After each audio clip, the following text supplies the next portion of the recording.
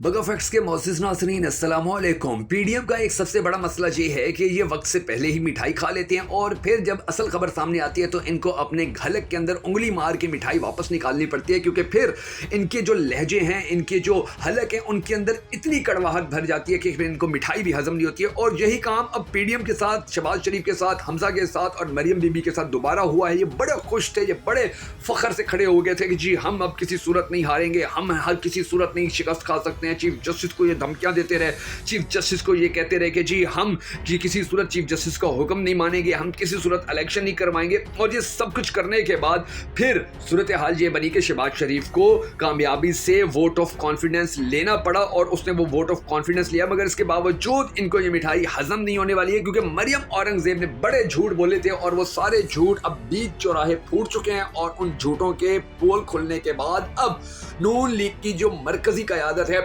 आपस में ही गुत्थम गुत्था हो गए हैं। एक दूसरे के साथ झगड़ा इनका शुरू हो चुका है, एक दूसरे के साथ लड़ाई इनकी शुरू हो चुकी है, क्योंकि मौलाना फजलुर रहमान को नजर आ रहा है कि उसके साथ जो वादा किया गया था कि सदर पाकिस्तान उसको बनाया जाएगा, तो उसका पत्ता कट चुका है, वो सदर पाकिस्तान नहीं बन सकता है। इसलिए उसने कोशिश करके अब ना सिर्फ पीडीएम के साथ अपना बैकफुट पर, थोड़ा सा वो बैकफुट पे आ गए पीडीएम के मामले के अंदर, बल्कि उसने आसिफ जरदारी के साथ भी ताल्लुकात कायम करना शुरू कर लिए, क्योंकि उसको पता है कि मरियम बीबी और शहबाज शरीफ ने अदलिया के खिलाफ भी प्रोपेगेंडा कर लिया, अदलिया से दुश्मनी ले ली है, एस्टेब्लिशमेंट से भी इन्होंने दुश्मनी ले ली है। साबिक DGISI को इन्होंने तनकीद का निशाना बनाया, उसकी तस्वीरें दिखा दिखा के उसके ऊपर तनकीद करते रहे, उसको बदनाम करवाने की, रुस्वा करवाने की कोशिश करते रहे। तो मौलाना फजलुर रहमान अब आस्ता आस्ता पीडीएम को खड्डे लाइन लगाने के रास्ते पे चल पड़ा है और दूसरी जानिब वो आसिफ अली जरदारी के पास बैठना शुरू हो चुका है, क्योंकि उसको पता है कि अब थोड़ी बहुत जो सियासत बची है वो आसिफ अली जरदारी की है और आसिफ अली जरदारी के वसीले से कुछ सियासत हमारी भी बच जाएगी। अगर हम पीडीएम और नून लीग के साथ खड़े रहे तो फिर हमारी सियासत भी नहीं बचती है और ना मैं सदर पाकिस्तान बन सकता हूँ। अब ये जो इनकी मिठाई थी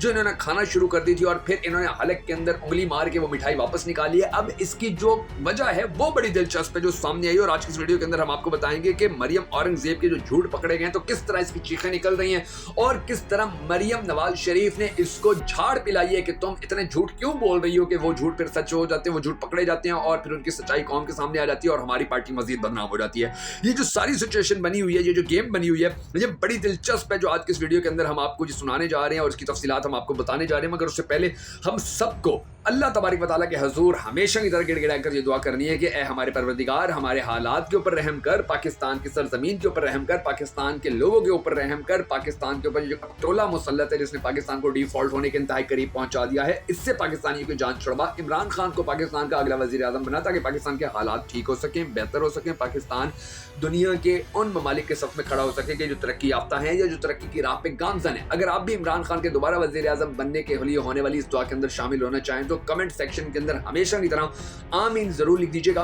और अगर अब तक आपने हमारे YouTube चैनल को सब्सक्राइब नहीं किया है तो जरूर कर लीजिए और बेल आइकन को प्रेस करना हरगिज मत भूलिएगा ताकि आपको हमारी तमाम तर वीडियोस बर वक्त मौसूल होती रहे। मैं हूं शकील हैदर और आप देख रहे हैं आपका पसंदीदा चैनल बगा फैक्ट्स। नाज़रीन गिरामी, इस वक्त गेम ये है कि नून लीग ने कोर्ट के खिलाफ, सुप्रीम कोर्ट के खिलाफ खुल्लम खुल्ला खिलाफ वर्जियों का उन्होंने वादा भी किया, अदा भी किया और फिर खिलाफ वर्जियां भी करते रहे और फिर ऊपर से पार्लियामेंट के अंदर जाकर तकरीरें करते रहे कि जी हम सुप्रीम कोर्ट को ये कर देंगे, हम सुप्रीम कोर्ट को वो कर देंगे। जिस तरह पिछले दिनों धमकियां इन्होंने दी हैं, इसाक डार जिस तरह से धमकियां देता रहा है कि ये कौन होते हैं इलेक्शन करवाने वाले, हम इलेक्शन नहीं करवाएंगे, हमारी मर्जी, हम जब इलेक्शन करवाएं हमें अदालत नहीं कह सकते। बल्कि उसने तो ये कहा कि जी तौहीन पार्लियामेंट हुई है। बिलावल भुट्टो जरदारी ने हमारी अदलिया को चैलेंज करते हुए कहा कि जी आपने तौहीन पार्लियामेंट किया और इसकी आपको सजा मिलेगी। यानी कि आप अंदाजा लगाइए कि ये अदलिया के खिलाफ इस नहज तक जा पहुंचे कि इन्होंने फिर सुप्रीम कोर्ट के ऊपर भी इल्जाम लगाना शुरू कर दिए थे। मगर फिर दिलचस्प सूरत हाल उस वक्त बनी और इनकी सिट्टी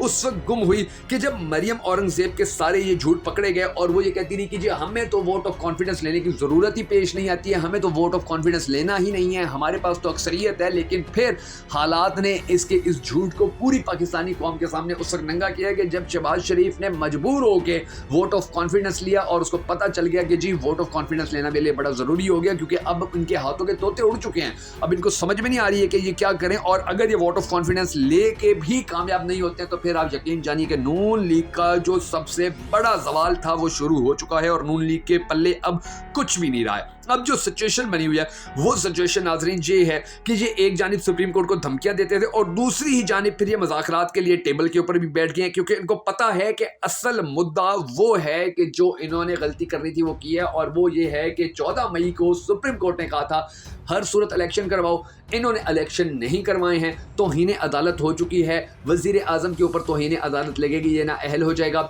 इसके बाद नंबर लगेगा इसहाक डार का, क्योंकि उसने ख़जाने से पैसे देने थे, उसको भी ना अहल किया जाएगा। और फिर उसके बाद नंबर लगना था चीफ इलेक्शन कमिश्नर का, लेकिन वो बड़ा अक्लमंद और इंटेलिजेंट बंदा निकला, उसको पता था इनकी हुकूमत तो थोड़े अरसे की है, इनके चक्कर के अंदर मेरी नौकरी चली जाएगी, तो उसने ना सिर्फ दोबारा लेटर लिख के इनको इकबाल दिया, बल्कि उसने अपनी दीगर तैयारियां भी शुरू कर ली हैं। और मरियम बीबी का यानी मरियम औरंगजेब का वो झूठ जो वो बड़े टीवी के ऊपर आकर चीख कर बता रही थी कि जी हमें तो किसी भी सूरत वोट ऑफ कॉन्फिडेंस लेने की जरूरत नहीं है, वो झूठ भी अब इनका नंगा हो चुका है। और सुप्रीम कोर्ट ने जो इनको हुक्म दिया था 21 अरब रुपए जमा करवाने का, वो इन्होंने जमा नहीं करवाए, तो ये हर तरफ से फंस चुके हैं। और इसीलिए वजीर आजम अब ये वोट ऑफ कॉन्फिडेंस लेता नजर आ रहा है, क्योंकि उसको पता है कि मेरे ऊपर इस वक्त मुश्किल बन चुकी है, और मुश्किल इनके ऊपर इतनी बन चुकी है कि ये अब जो मिनी बजट है, ये वो बजट पेश करने की भी अहलियत नहीं रखते हैं, काबिलियत नहीं रखते हैं, टका इनके पास बचा नहीं है।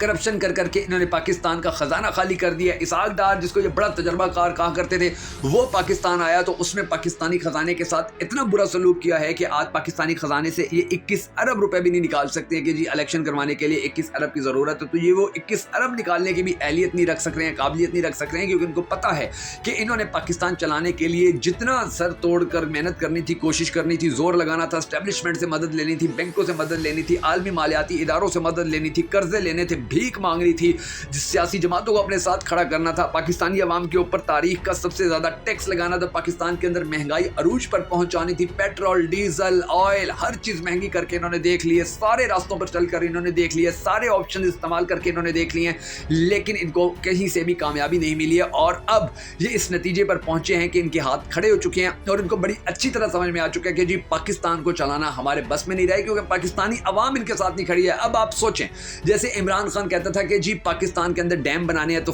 पैसा दो, पाकिस्तानी अवाम टूट पड़ती थी पैसा देने के लिए। इमरान खान कहता था कि जी शौकत खानम के लिए पैसा दो, पाकिस्तानी अवाम टूट पड़ती थी। आज भी इमरान खान कहता है कि अगर मेरी हुकूमत आ जाए, ये डॉलर का जो सबसे बड़ा इशू पाकिस्तान के अंदर चल रहा है, ये मैं चुटकियों के अंदर हल कर दूंगा। 5 लाख ओवरसीज पाकिस्तानियों की लिस्ट है मेरे पास कि मैं उनको एक कॉल करूंगा, एक मैसेज भेजूंगा, वो पाकिस्तान के बैंकों के अंदर डॉलर भेजना शुरू कर देंगे। जब डॉलर पाकिस्तान के अंदर आएंगे, तो क्योंकि पाकिस्तान का इस वक्त सबसे बड़ा मसला जो डिफॉल्ट के हवाले से सामने आ रहा है, वो डॉलर की कमी की वजह से आ रहा है। पाकिस्तान के अंदर डॉलर आ जाएगा तो पाकिस्तान के सारे मसाइल हल हो जाएंगे। अब एक जानिब एक ऐसा लीडर खड़ा हुआ है और दूसरी जानिब इनके ऊपर पाकिस्तानी कौम भरोसा ही नहीं करती है, और फिर ये आए रोज अपने लिए मुश्किलात पैदा कर रहे हैं। बिजली की कीमतें बढ़ा देते हैं, पेट्रोल की कीमत बढ़ा देते हैं, गैस की कीमत बढ़ा देते हैं, सब्जियों की, फलों की, अशिया खुर्दों रोज की कीमतें बढ़ा देते हैं। इनको समझ में नहीं आ रही है कि हम कौन सा ऐसा टैक्स लगाएं कि जिस टैक्स के बाद पाकिस्तान की मुआशी तौर पर जो हालत है वो हम बेहतर कर सकें, पाकिस्तानी कौम को मुंह दिखा सकें। आज आप देखें, इमरान खान ने हर बंदे का जिसका शनाख्ती कार्ड था उसको 10 लाख रुपए का मुफ्त इलाज दिलवा दिया था।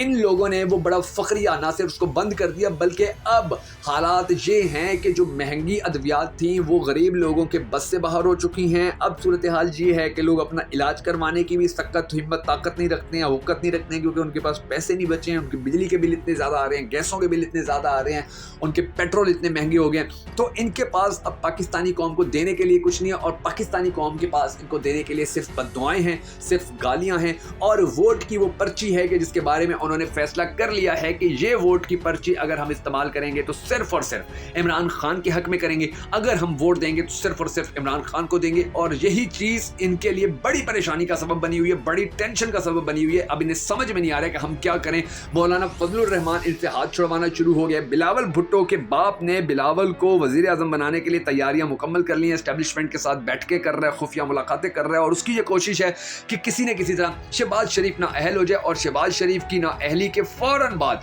वो अपने बेटे को वजीर आजम बनाने के लिए काम शुरू कर दे, क्योंकि उसको बड़ी अच्छी तरह पता चल चुका है कि अब पीडीएम के अंदर जो हमजा था वो वजीर आजम बन नहीं सकता है, क्योंकि नून लीग के इन दोनों बड़े घरानों की डील थी, और पहले भी शहबाज शरीफ एक डील तोड़ चुका है। अगर वो दोबारा अपने बेटे को वजीर आजम बनाते हैं तो फिर इनके घर के अंदर फूट पड़ जाएगी। मरियम बीबी और नवाज शरीफ मिलकर हमजा को वजीर आजम नहीं बनने देंगे। दूसरी जानिब जो शहबाज शरीफ है उसकी ना अहली सर पर आ चुकी है, मरियम बीबी पहले से ना अहल है, नवाज शरीफ पहले से ना अहल है, तो फिर इन सारे हालात के अंदर कौन है कि जिसको पाकिस्तान का वजीर आजम बनाया जा सकता है इमरान खान के अलावा? तो इस वक्त सबकी नजरें जो हैं, यानी कि पीडीएम की जो नजरें हैं, वो सिर्फ और सिर्फ बिलावल भुट्टो पर है, क्योंकि उसका बाप जो है वो सियासत के अंदर ऐसी चालें चल रहा है कि ना नून लीग को निकलने दे रहा है, ना नून लीग को फंसने दे रहा है, ना नून लीग का कोई रास्ता बचा रहा है, बल्कि नून लीग के लिए मुश्किलात में इजाफा कर रहा है। तो अब आने वाला जो वक्त है वो नून लीग के लिए तो मुश्किल होते जा रहा है, लेकिन इंशाल्लाह आने वाला वक्त जरदारी और जो मौलाना साहब है इनके लिए भी मजीद मुश्किल होगा, और इनका जो खेल है वो हमेशा हमेशा के लिए सियासत के मैदान से निकल जाएगा, खत्म हो जाएगा।